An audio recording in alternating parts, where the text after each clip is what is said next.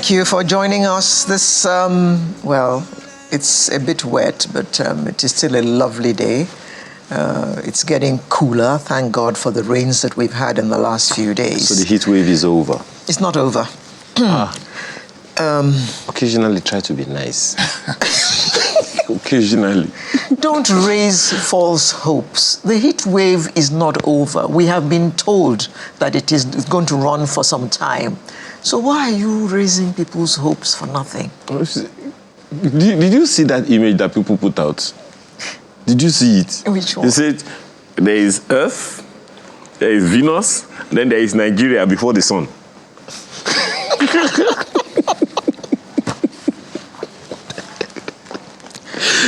I'm sorry, my partner is this way this morning. Okay, I'm sorry. I'm sorry he's raising false hopes. Welcome back. Thank you. Nigerians are facing one of the worst economic crises in years, triggered by surging inflation, the result of monetary policies that have pushed the currency to an all-time low against the dollar. I think yesterday, I heard 1,900 and something or the other. The situation has provoked anger and protests across the country, even though we have heard on one occasion or two that it is the opposition parties that are instigating these protests.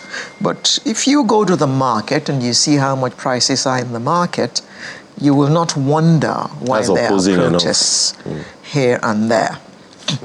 The latest government stats released showed that inflation rate in January rose to 29.9, and I keep saying, why don't they just say 30? So we will know. And that 29.9 is the highest since 1996, mainly driven by food and non-alcoholic beverages. The currency, the naira, is now almost 2,000 naira for $1, reflecting more than 300% loss in the value from last year. The plummeting currency worsened an already bad situation, further eroding incomes and savings. Incomes haven't gone up, but prices are going up every day. One tuber of yam is about between 3,000 and 4,000 naira. So I always wonder, what are people eating? Well, we shall have a chance to ask our panel that question, and our panel is made up of a legal practitioner, Mr. Johnson Babalola. Good morning. Good morning. Thank you for having me. For joining us. Let me keep to the culture. Let me do like this, just like you guys as well. That's a good thing. Right? This is what they say, Anaka pose. We have joining us from our studio in Abuja, Professor Anthony Chibo, Head Research and Investment for Development Africa, Swiss Business School in Zurich. Good morning, Professor. Good morning. Thank you for joining us this morning. Yes, Mr. Babalola. Costs are going up every day. Absolutely. Incomes are not going up. There's protests here and there. How do you think Nigerians are coping? Well, that's a multi-million-dollar question, so to say. And I'll be speaking as a Nigerian who lives abroad. I live in Canada, and I've been living in Canada for 20-something years. And I beg. no, She's saying that you don't understand. No. he'll be shocked that many of us overseas understand perhaps at the same level as Nigerians in Nigeria, because there's something that many people don't really pay attention to, which is the effect of whatever is happening here affects us over there as well. You have family members that call you every day, that are in crisis, financial crisis, health crisis. Send dollars. Absolutely. So how are people coping? It is tough. I've been here now for about 3 weeks, and I have seen people cry because they cannot afford the finance to take care of their families. You know, I was in a program a couple of days ago. I'm a storyteller. I'm sorry. So I need to tell some stories. I was in a program about a couple of days ago, and, you know, a friend of mine got a call basically saying that his friend had died. And he said, oh my God, this is as a result of all that is happening in the country because he has not been able to afford his medication for the last few months.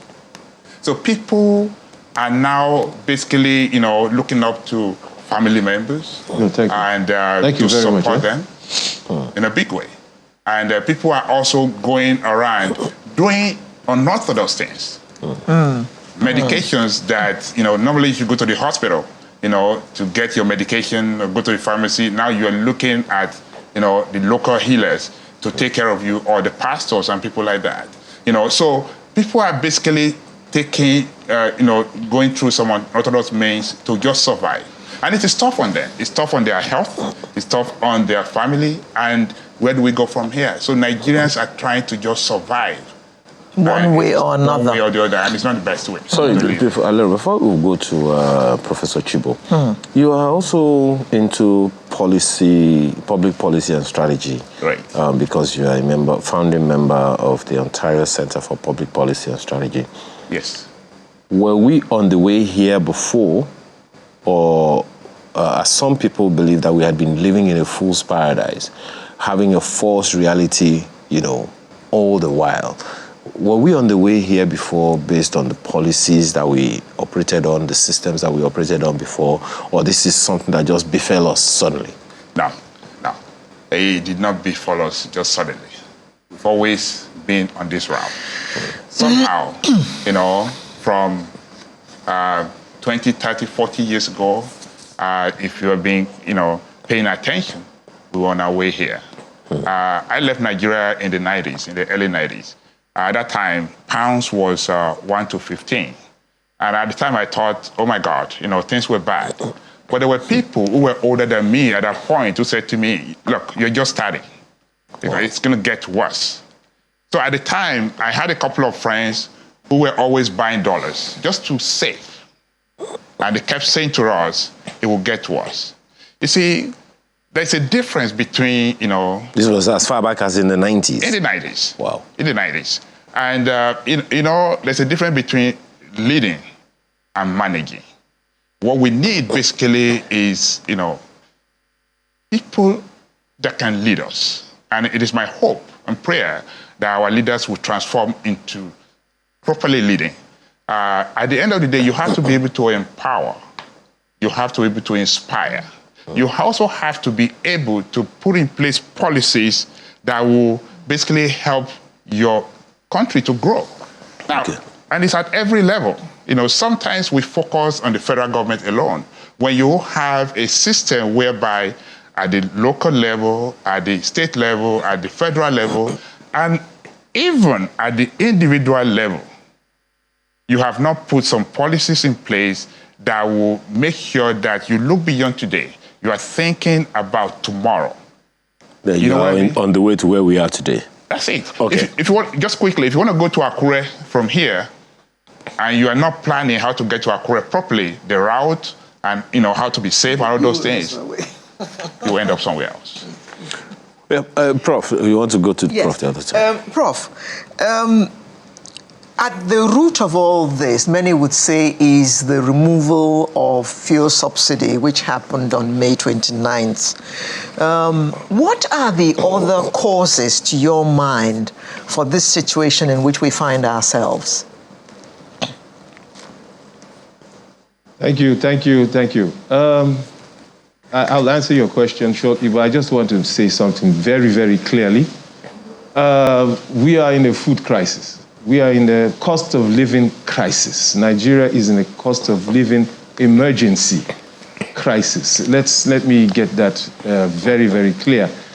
When you have massive unemployment, when you have a very, very dire cut and discrepancies in the supply chain, especially for food, when you have a massive devaluation of your currency as we're experiencing now, and you also have effective food inflation, in my calculation, of over 250%, you're in a crisis. You're in emergency.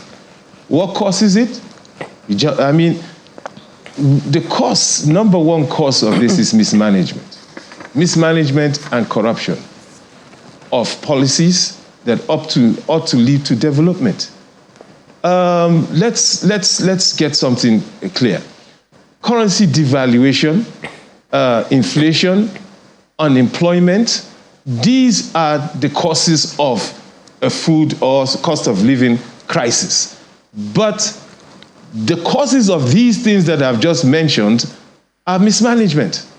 Mismanagement, corruption, lack of political will, and many other things to say. So that's why we are there. That's why we are where we are here. We're in a crisis, we're in an emergency. There's fuel on the floor because the optics are bad. The optics are bad. What do I mean by the optics are bad?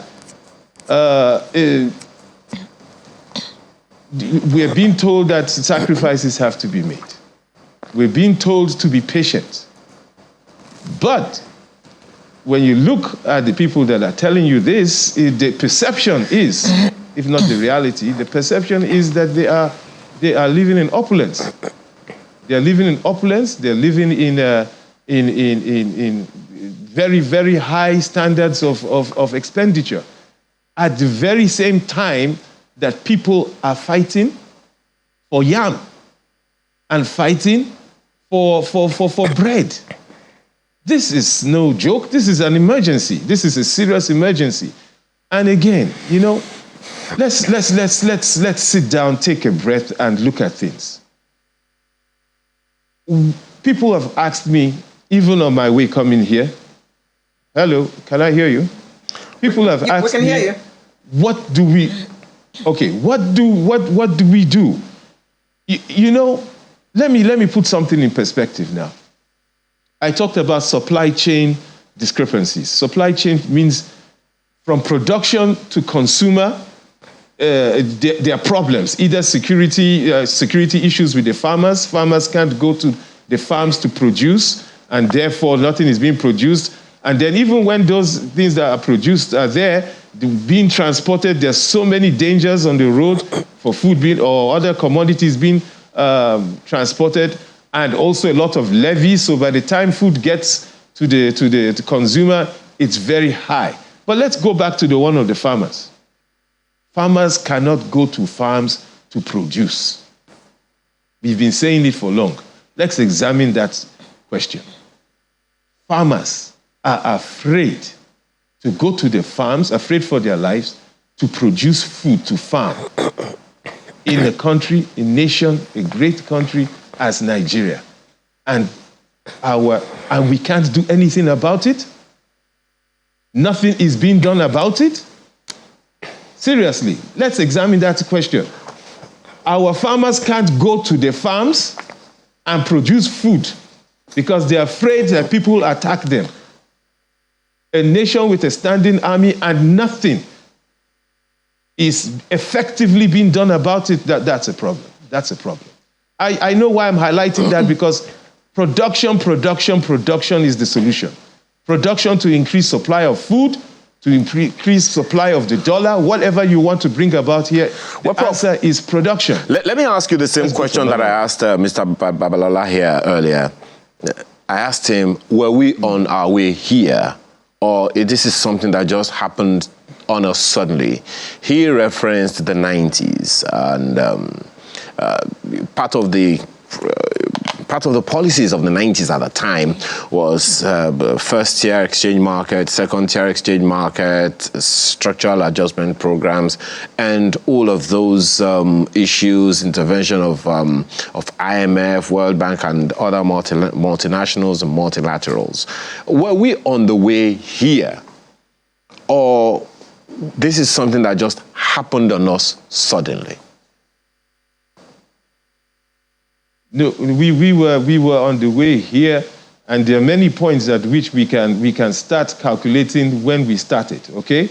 But let's get something straight. If you don't plan properly, you will end up where you are right now. Let's go to the 70s. You may remember there was something called the Udoji Awards.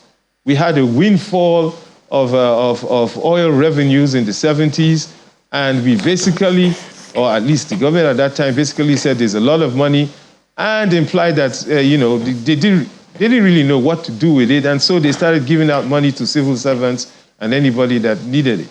Meanwhile, we had only across the country, there were only 2-lane roads going everywhere.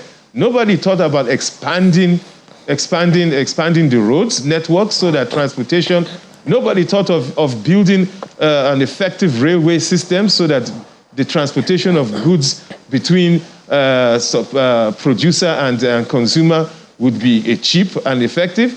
Nobody thought of diversifying the economy at that time and going into tech or going into an agro-based mechanized farming. Nobody thought of that.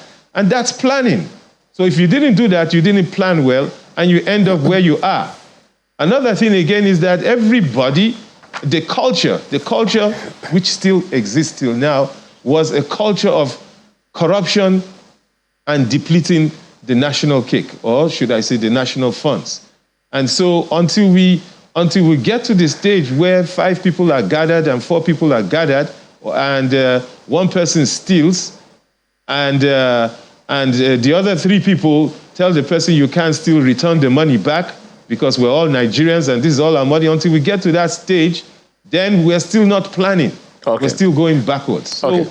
To answer your question, my brother, it didn't just come today. Our culture over the last 40, 50, 60, 70, 80 years has led us to where we are now. Okay. Our lack of planning for infrastructure has led us to where we are now.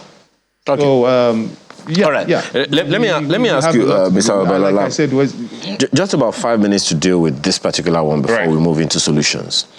The intervention or the solution that many people, young people, have been talking about is to japa.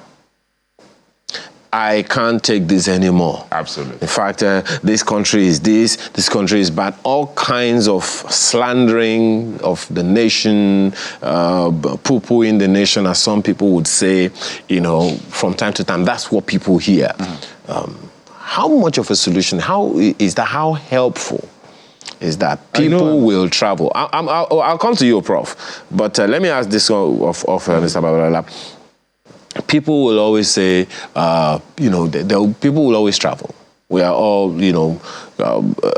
creatures of migration and all of that. But is that the solution? It is not. It is not a solution at all. And but for the individuals that are traveling, yes, it is. I'm going there. Like yourself. Thank you for reminding me of Well, you did I jackpot, and I'm an immigration lawyer. That's part of what I do as well. Okay. So this is a question that is thrown at me on a daily basis, and I see this live, and I tell people that for some people, immigration is the solution. Listen, when you live in an environment where you are not fulfilled, you have dreams, and the dreams are slipping away from your hands gradually. And hope is important, but at the same time, when you know that you don't hope to even reach hope, then the next thing is to look for your own solution. Just like in many homes today, people will have barbed wires around their houses, have a gate man, and that way, because they're looking for solutions to solve their problems. It's sadly the same thing with immigration. So when you see a woman, as an example, again, this is just an example, who had been abused so much in her own country, and who had sought for, support and from the security agencies, and nobody was coming to her aid. And then someone says to her, if you go to another country where you'll be safe, will you take the opportunity? That's a solution for that person. A young man that had a first class from a university that had been roaming the street, trying to survive. There's no job anywhere. And then you say, hey, we're going to give you some scholarship to go to England, to Canada, to the US, or wherever, and progress in life. He will take it. That's a solution. And that is one thing that all of us, the leaders and all of us, should pay attention to. We did not start today. Andrew wanted to check out. I believe it was in the 80s. Yes. Andrew wanted to check out. Yep. Now, it was not just Andrew now. Now, James is checking out. Rebecca is checking out. Everyone is checking out.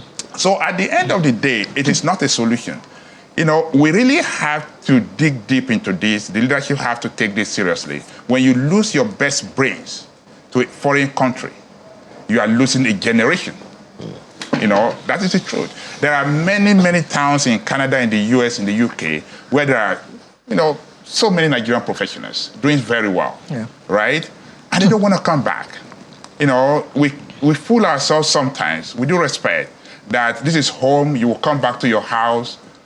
But listen, I think it was, a British writer who said, nobody leaves home unless home is the mouth of a shark. Sometimes people are forced to leave Nigeria because they have tried everything, everything to stay here, to make it work. And their only solution is to leave. Now, the other side to this, briefly, is this. It is not everyone that goes abroad that finds that solution. There are many that go that will say to themselves, oh my God, maybe I should have stayed back home. Yep. Okay, and just roughen it more. Because for everyone that progresses, there's also someone out there who is struggling with mental health, with health issues, with psychological issues, cultural issues. So we need to have a debate. This is a crisis. When, the whole, team of doctors in an hospital just takes off one day and says, hey, we are going to Canada, wherever. It is a crisis, and the leadership must really take it seriously. Absolutely. But it is not, leaving the country can be a solution to some people, but it is not for everyone. For everyone. For the country, though, it can also be used in two ways. Win or lose. Win or lose. You can go out there, like some countries would do. Okay, we are sending you out. We'll prepare you well to the world for the world out there. Then we bring you back. Okay. We will create that environment for you to prosper and do well. There are many Nigerian professionals overseas who would like to come back today and contribute. But are we providing them with the conducive environment to come back? Okay. Now, Professor, there are all kinds of ramifications to this. And some people are looking at the very simplistic solution of an increase in salaries, which is why Labour is calling out a strike for next week. Even that has its own problems, as you probably know. Do you think that increasing salary is a major way of sorting out this problem? Okay, minimum wage is now 30,000 naira. A bag of rice is 75,000 naira. I mean, no matter how you do the math, it's one plus one is never going to equal 2.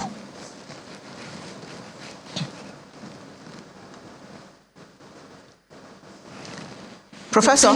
Now he might take 10. Can you hear us, Prof?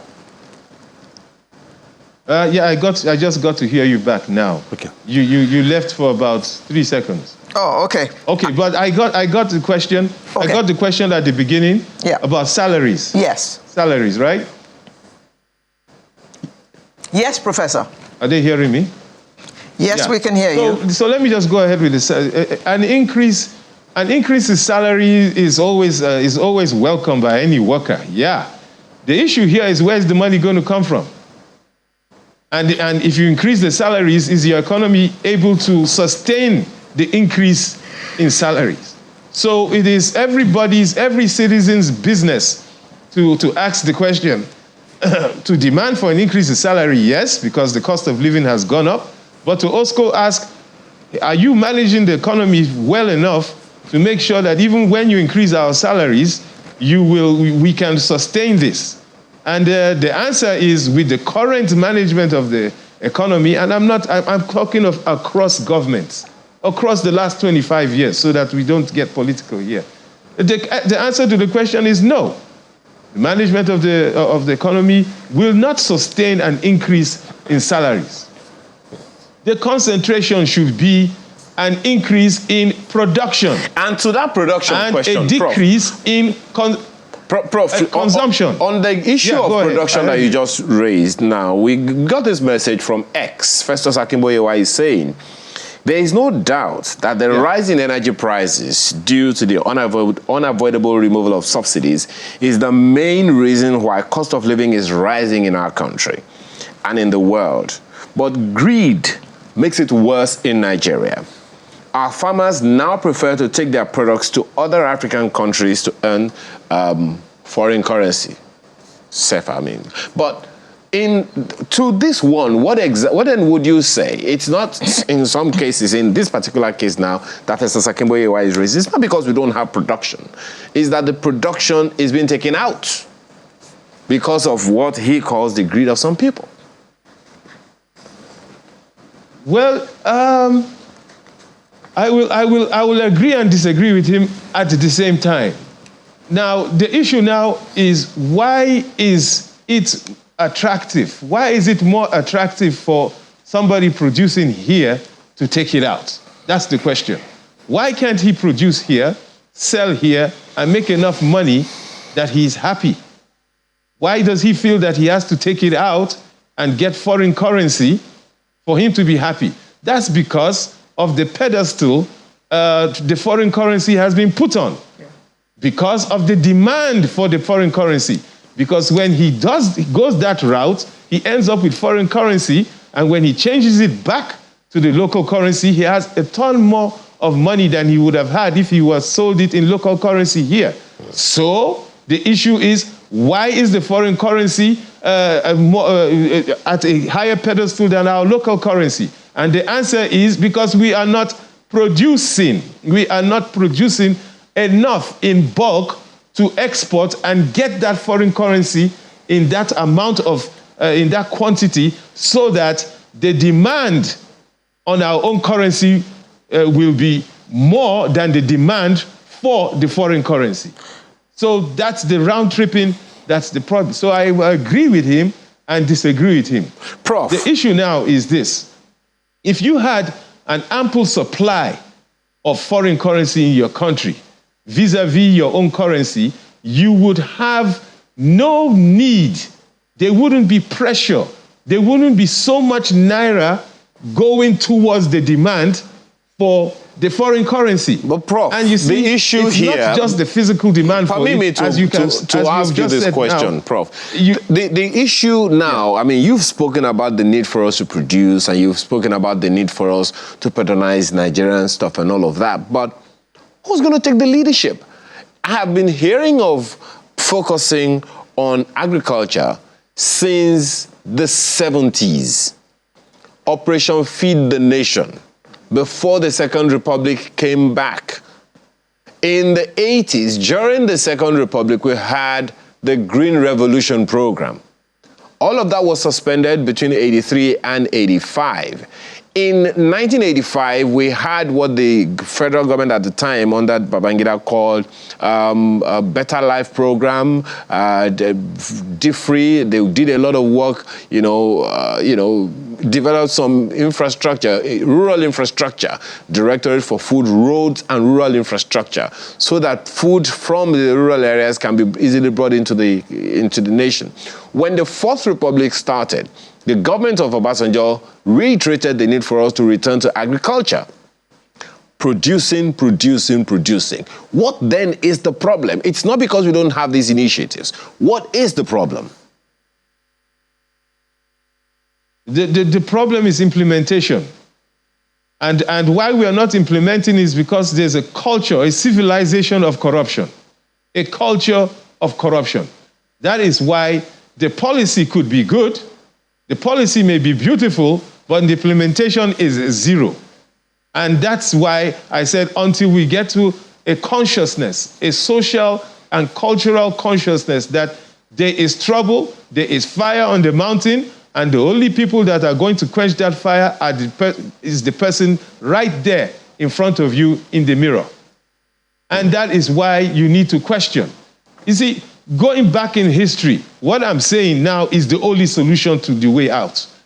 Going back in history, whether you check the Russian Revolution, you check the French Revolution, you check even the American Revolution, it has been the people coming to a decision that, you know what, this is enough. And it's not necessarily that there has to be mayhem everywhere. No, you just have to understand that you do not steal. You do not steal from yourself. You do not steal from yourself. So if there's a MAMSA, if there's a DFRI, if there's an Operation Free the Nation, if there's a Green Revolution and the likes, then the people have to take pride in doing and executing this. And if there is along the line mismanagement, the people call the very people right there and there, not 20 years later, right there and there, you call the managers to question. Why is it that so money has been put into this project and 2 years later, nothing, we don't see anything? And we all know the reason why. It's because everybody that has been involved in that project has operated according to the culture, which is drain the money down. And then the next day you're asking why there's no school. The next day you're asking why there are no silos. All right, Prof. There are no good airports. We're running out of time. The money didn't go to Cameroonians. Yeah. The money went to Nigerians. Okay. So at the end of the day, you're saying it's all on us. Well, Mr. Babala, that's what he is saying. And so what should be our rhetoric as a nation to the people? Because as you are very well aware, no Nigerian anywhere in the world is insulated from what is happening on the Nigerian soil. I think the first thing that, and I agree with him, but the first thing we need to really look at is to revisit our commitment as Nigerians and most especially our leaders. Because you have to be selfless when you're a leader. And you have to put the right policies in place and then focus on the right things. My friend there has mentioned a number of, things that needed to be done. But one area that, we need to also focus, security issues is always there. But you spoke about, jackpine. Nigerians spend millions of dollars every year sending their kids abroad to study. Human capital. We are not investing in human capital in this country. All you need to do is just walk down the street there. You see so many young people begging for food, orisers.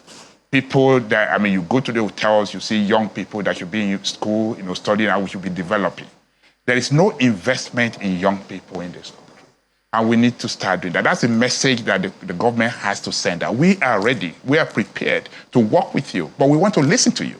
Because if you're not listening, and like my friend said, and I agree with that, your lifestyle, you yourself, integrity is important. It's all about taking a look at your value system. It's all about taking a look at ethics. It's all about saying that, trust me. And for you to trust someone, the lifestyle of that person and how they behave, how they use public funds must also speak to that for you to be able to trust them. So that is the message. But it's not just about message. It's not just about rhetoric. It's all about doing, taking those steps and saying, we will invest in education. Take a look at the primary school next to your house. What do you see? And if you ask yourself as a Nigerian that, will I send my child to that school? And if your answer is no, we have not done our work. And if Nigeria were to be a PLC today, will you invest in it? Now, as you said, they are asking us to, the federal government or state governments, everyone, the leaders are asking Nigerians to buckle up and all of those things. Be patient. As a storyteller, what stories are we to be telling them? And how should we be telling them that story in a way that they will believe us and not in a way that we will believe them and not say they have come again? Here's a story they need to hear. I was at a conference a couple of years ago, anti-trafficking, human trafficking. And government officials came, they spoke, the big language, the big grammar, everything. And then after doing that, they left. Photo ops and all those things, and they left. And then some of us who are professionals were now advising those young people, don't allow yourself to be trafficked. Don't allow yourself to be taken to Libya, to these places. You will suffer. And you might die. You might be raped. You might be abused. And one young lady stood up and said, "Boy, I'm dead here already. I have been abused, sexually, physically, mentally, financially. I've been a graduate for 5 years, no job. So I would rather take that risk through the forest because I'm already dead here." That is the story they should be hearing, that there are Nigerians who are walking dead. And they have to change their story and say that we are listening to you. If you don't listen, if you don't spend the time with your locals, and if you don't change your lifestyle, like I said, to say, hey, tighten your belt. Lead by example. I want to lead by example. I will tighten mine too. Now, Professor, quickly, in one sentence, your parting shot, please. The solution to Nigeria's current problems lies with Nigerians. The national will to change the situation we find ourselves in. The grass is not greener outside. The grass is green here, very green. The thing is that we must take up the hoe, and I'm talking figuratively now. We must take up the hoe, the cutlass, and make sure we farm it here. I stay abroad as well, and I also stay here now. And I know there's far more opportunities here than there are outside. You want to remain a slave class with potential all the time, go out. You want to be a class of people that have innovated and starting something, you only make name when you do what is yours. That is why. All right, Prof. One thing that is ours. We could go on and on about this because it's a very, very interesting and touching question. But just before we go, some responses came in to this conversation. This one is from Abdul Rahman on X, saying jettisoning the Naira redesign was purely political, and its attendant economic impact is the adverse inflation rate we face now. The government should revisit that policy to reduce the amount of Naira in circulation. And then there's an email from Mohammed Awal, a large-scale farmer in Jigawa State, says smallholder farmers and even large-scale farmers don't have the capacity to export farm produce to foreign countries to attract foreign currency or dollars. Businessmen and those corrupt civil servants, politicians, because of EFCC and government fighting corruption, don't take their loot to bank. They resort to buy farm products and stock in warehouses to export. Smallholder farmers and large-scale farmers usually sell their produce at harvest time to pay debts and settle pressing family issues. Thank you. This is coming from a farmer. Okay, now he has mentioned civil servants earlier on. Now, what I also know is that agriculture is the only business that civil servants can do. Is this something worth considering? Dear Head of Federal Civil Service, the ball is in your court. You wanted to close the program. Yes. Yes, we want to thank our guest this morning, Professor Anthony Chibo, Head, Research and Investment for Development, Africa, Swiss Business School, Zurich, who joined us from our studio in Abuja, as well as Mr. Johnson Babalola, a legal practitioner who lives in Canada, I might add. Thank you very much. Thank you so much. Prof said he also lives in Canada. Well, I just said it, Zurich. Oh, okay. He lives in Zurich. I live in Nigeria, just saying. Thank you very much for coming to share your... We say we are buying. He said he's back home. I'm going back home too, so... Partly. Yeah, partly, yes. Thank you. Sunrise will be right back with another interesting conversation. Do stay with us. Thank you so much.